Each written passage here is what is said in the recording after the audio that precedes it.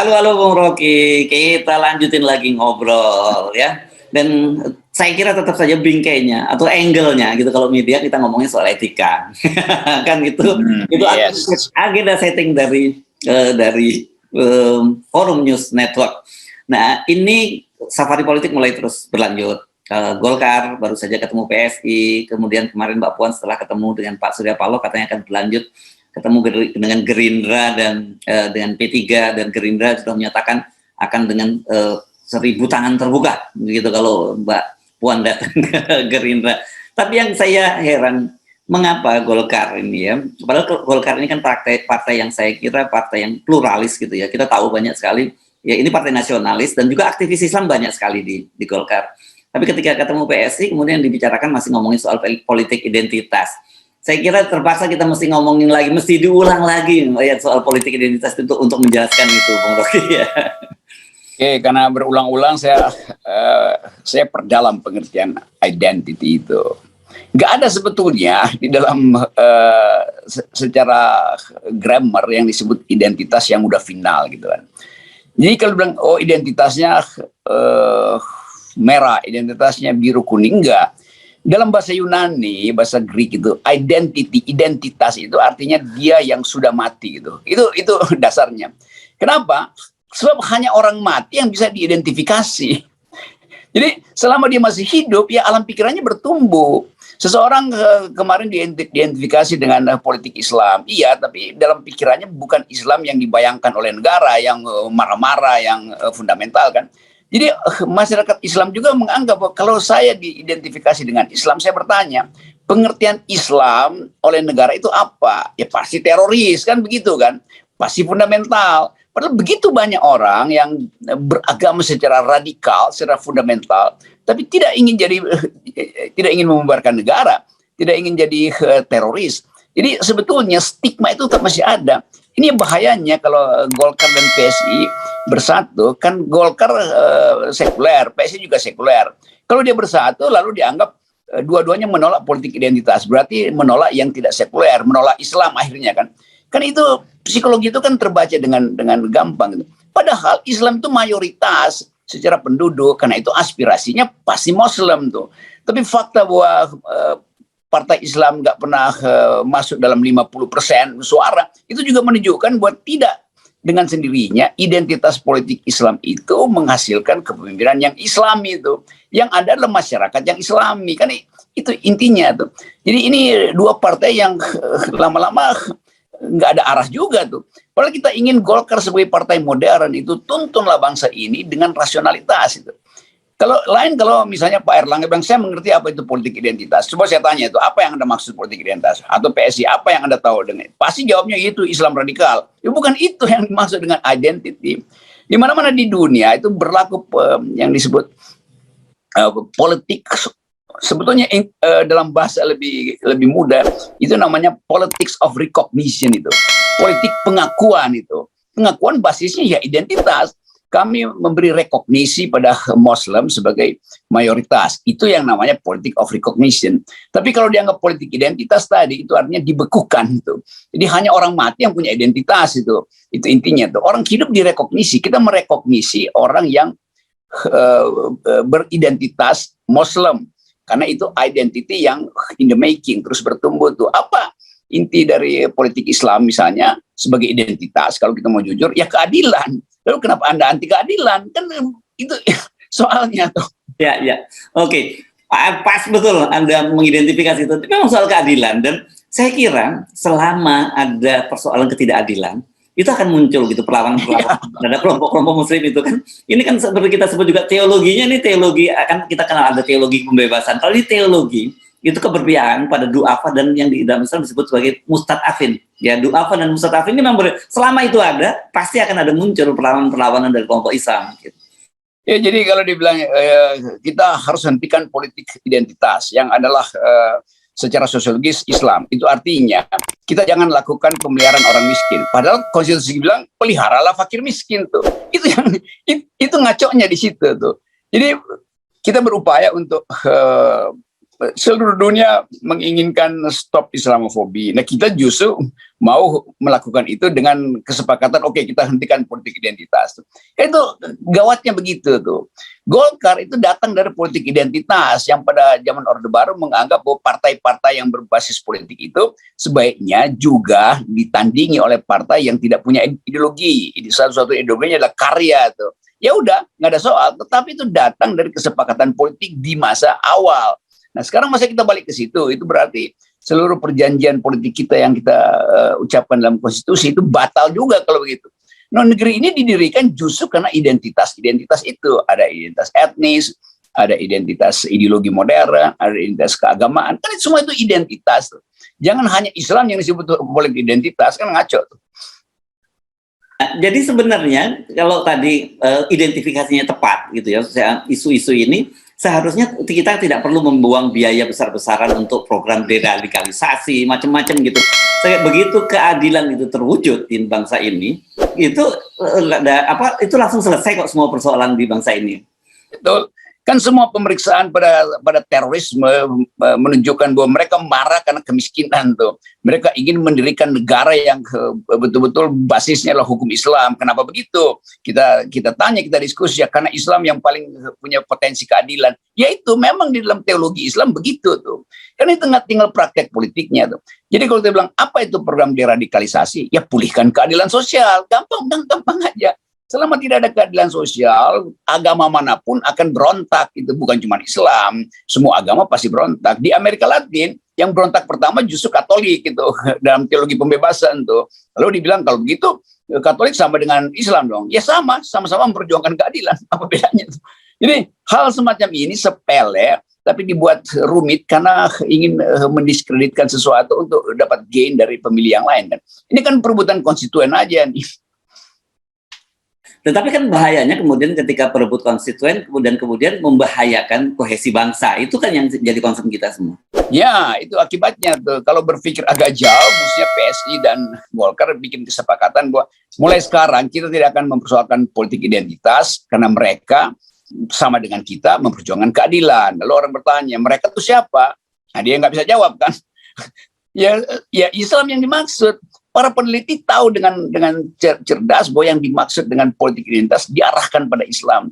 Bahkan sebetulnya hanya diarahkan pada beberapa tokoh kalau kita mau lebih jujur kan itu.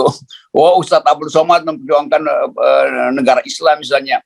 Lalu Habib Rizik begitu tuh, Abu Bakar Basir juga sama. Itu perjuangan di dalam pikiran. Semua orang memperjuangkan sesuatu yang dianggap versinya adil. Yang mulai kita periksa kalau dia mulai melakukan aktivitas politik yang tidak berdasarkan konstitusi, ya itu baru disebut sebagai makar atau berbahaya. Selama itu hanya di dalam pikiran apa yang ditakuti dalam pikiran orang, seringkali saya mesti terangkan itu. Tapi mereka mencurigai bahwa ini suatu waktu akan terjadi. Oh, satu waktu itu bisa 1000 tahun lagi karena kondisi sosial ekonomi berubah setiap tahun itu. Jadi sinyal itu sekedar justru menunjukkan kecemasan kita. Kalau kita berbeda nanti kita justru cemas. Justru karena kita berbeda maka kita mesti rawat persahabatan bernegara kan begitu. Jadi sebenarnya simpel ya, Bung Rocky, identifikasinya ya. Ya, simpel banget. Tinggal kita lihat aja kan, kalau misalnya disparitas atau Gini rasio itu udah mulai naik ke 50%, itu 0,5, itu pasti politik identitas berlangsung tuh. Jadi apa itu politik identitas? Kritik terhadap ketidakadilan. Gampangnya begitu. Ini saya kira terminologi baru. Tapi Anda juga pasti jelaskan bahwa politik identitas yang diulang-ulang oleh mereka yang berkuasa itu justru bagian juga dari upaya untuk mengeksploitasi ketidakadilan juga.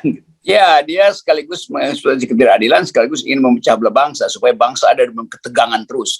Publik tiba-tiba setiap kali dengar politik identitas, wah itu adalah bom bunuh diri itu, kan gila tuh. Loh, jadi sinopsis kita tentang berbangsa itu terhalang karena kedunguan tentang konsep gitu kira-kira tuh. Nggak paham apa itu politik identitas, nggak paham apa sejarah bangsa, semua itu yang berlangsung begitu. Kan ini kan mereka melakukannya secara repetitif ya, persoalan politik identitas itu, dan kita harus juga membalasnya dengan repetitif karena saya kira mereka itu mengadopsi doktrin Hitler ya, doktrin Nazi ya, bahwa kebohongan yang diulang-ulang itu bisa menjadi kebenaran. Dan itu yang sekarang terjadi pada soal terminologi politik identitas yang sedang terus diintroduksi oleh pemerintah dan partai. Nah, itu kita harus ingatkan, bahwa jangan-jangan Golkar dan PS itu baru mimpi bersama lagi habis dengar kuliah dari Joseph Goebbels yang ahli propaganda itu kan. Sesuatu yang saya ulang-ulang, kebohongan yang saya ulang-ulang, itu pasti jadi kebenaran. Itu buruknya begitu. Hanya orang akan anggap ini kalian itu merepetisi sesuatu yang buruk dalam peradaban gitu kan. Berupaya memaksakan dengan memanipulasi psikologi manusia. Itu di situ justru konyolnya. Jadi satu waktu saya ajak debat, lalu saya bongkar sebetulnya kalian itu sebenarnya mengandung filosofi Nazisme itu. Kalau benci pada sesuatu lalu mengulang-ulang itu. Kan itu intinya itu kan. Dan kita juga membalasnya dengan teori yang sama. Kita juga melakukan pengulang-ulangan bahwa politik identitas itu adalah sebuah kebohongan. Benar, itu karena itu FNN memang forum nantang-nantang buat nantang mereka yang tidak mampu berpikir utuh itu. Atau Anda ini karena kebanyakan karena sering ketemu sama Abdul Somad dan Abu Bakar Basir, jadi Anda ketularan mereka, atau sebaliknya justru Anda menularkan virus pada mereka. Ya, saya kemarin bicara dengan Abdul Somad, biasa aja bergembira, membayangkan Indonesia yang bermutu dengan percakapan semacam itu. Jadi kalau orang menghindari ketemu Abdul Somad, itu enggak aja kenapa Anda hindari. Abdul Somad ingin bercakap-cakap dengan orang yang non-Muslim, dengan orang yang berbeda pandangan politik, justru layani gitu kan. Dan pada akhirnya kita tahu bahwa ya beda itu kan cuma persepsi aja tuh. Kalau kita sama-sama ingin mengejar keadilan, basisnya yang disebutkan keadilan sosial, kemanusiaan, adil beradab, kan itu hal yang udah standar di kita. Ngapain mesti dipisah-pisahin lagi? Ini keadilan sosial yang berbasis Islam, itu identitas.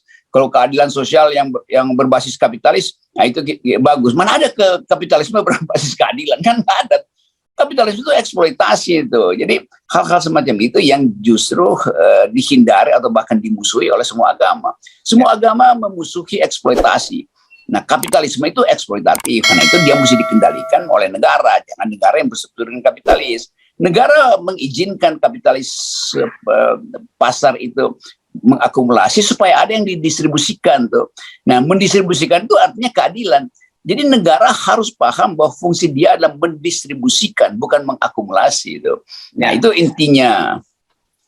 Ya, tapi gini, saya ingatkan ya, hati-hati ya Anda dengan apapun yang Anda lakukan selama ini. Karena saya kemarin menyimak perbincangan Anda dengan Pak Abdul Somad ya dalam dialog di mana itu ITB Ahmad Dahlan ya di Ciputat ya, perguruan tinggi milik Muhammadiyah. Saya menyimak ketika beliau cerita. Beliau itu bertanya-tanya, apa sih sebenarnya kelebihan Anda itu? Kenapa? Karena hari itu, kalau nggak salah begitu beliau menyatakan, beliau itu ada jadwal ceramah tuh 5-6 kegiatan ceramah. Tetapi mulai dari istrinya sampai mertuanya, dua-duanya itu hanya ingin ikut hadir dalam forum yang Pak Abdul Somad bersama dengan Anda. Saya khawatir nanti bapak-bapak yang lain juga akan punya kecemburuan yang sama itu. Ya, Ustadz Abdul Somad udah cemburu sama saya tuh karena umatnya itu lebih senang berfoto-foto sama saya dengan dia. Saya bilang ya memang lah karena Anda tiap hari itu. Istrinya yang lebih dahulu minta berfoto dengan saya. Pak Abdul Somad terangkan bahwa keluarganya itu setiap kali mendengarkan FNN. Salam buat Hersu Beno, Arif. Itu kata Abdul Somad. Dan itu betul-betul real. Karena dia melihat satu jenis perbincangan setiap hari saya dengan Hersu. Dan dia menganggap bahwa ya memang di situ orang lakukan protes tentang ketidakadilan tuh. Jadi Abdul Somad tahu bahwa dia sendiri itu diincar oleh politik identitas dan dia mungkin merasa ini ngapain mau saya lagi ketemu dengan Rocky Gerung, ngapain saya di politik identitas tuh. Sebaliknya pada orang yang bertanya pada saya, kok kenapa ketemu Ustadz Abdul Somad? Saya bilang itu saya lagi melakukan fungsi deradikalisasi tuh. Kira-kira begitu. Karena saya bilang di forum itu saya ingin dengar pikiran yang paling radikal dari Ustadz Abdul Somad supaya terjadi perdebatan, terjadi perselisihan pikiran supaya kita ketemu apa sebetulnya perbedaannya. Kan kalau di dalam forum gak ada perselisihan itu artinya kita saling memuji-muji aja kan. Jadi kita ingin supaya forum saya dan Ustadz Abdul Somad dianggap aja itu adalah forum untuk menghasilkan kembali Indonesia tuh. Ada jalan pikiran Abdul Somad, dia profesor dan doktor dalam hubungan antara negara dan Islam. Dan di seluruh dunia ada mata kuliah itu, negara dan Islam, negara dan agama tuh. Nah, Ustadz Abdul Somad sangat fasih mengucapkan itu tuh. Yang memang kadang-kala muncul istilah-istilah sindiran, sama aja dengan saya kan, menerangkan dari segi filosofi, tapi kemudian tergoda untuk buat sindiran. Tapi itu biasa aja, itu bunga-bunga dalam diskusi sebetulnya. Tapi seingat saya doktornya bukan doktor honoris causa ya, kalau Ustadz Abdul Somad ya. Itu Ustadz yang berakal sehat, saya dengar itu saya panggil dia UAS, Ustadz akal sehat. Yang dia sering tertawa kalau saya ucapkan itu. Kan memang hanya itu yang kita perlukan, dan ya kenikmatan itu kan dimulai dari pertukaran pikiran, bukan dengan ancaman atau semacam memojokkan sebuah identitas dipojokkan. Padahal memojokkan identitas itu juga kelakuan dari orang yang beridentitas, sama aja tuh. Ya. Dan kita membayangkan Indonesia ke depan itu seperti negara Indonesia pada zaman para founding parent kita dulu ya, berbeda politik, tapi dalam hubungan silaturahmi di antara mereka itu bisa dengan enak gitu ya, debat di konstituan itu dengan sangat keras, bisa setelah itu nongkrong-nongkrong di warung kopi atau pulangnya berboncengan sepeda gitu. Itu juga yang mesti kita pahami. Dulu tempat diskusi kemarin itu Institut Bisnis Institut Teknologi dan Bisnis Ahmad Dahlan. Kiai Ahmad Dahlan itu mendirikan sekolah dengan awalnya itu karena bertemu dengan seorang pastor Belanda itu. Lalu Muhammadiyah juga begitu, memakai jas itu karena bertemu dengan Belanda, tapi bukan mereka jadi anti Belanda, mereka justru ingin perlihatkan bahwa mereka nggak minder bergaul dengan orang Barat itu. Oke, Anda pakai jas, ya pakai jas juga tuh. Kan begitu, Anda bikin sekolah, kami bikin sekolah tuh. Dan pada waktu itu kurikulum Belanda dikenali pertama-tama justru oleh para pemikir awal pendidikan Muslim untuk bikin perbandingan kan. Kan itu intinya kan. Jadi persahabatan di dalam pikiran itu yang memungkinkan kita bisa bercakap-cakap sebagai bangsa tuh.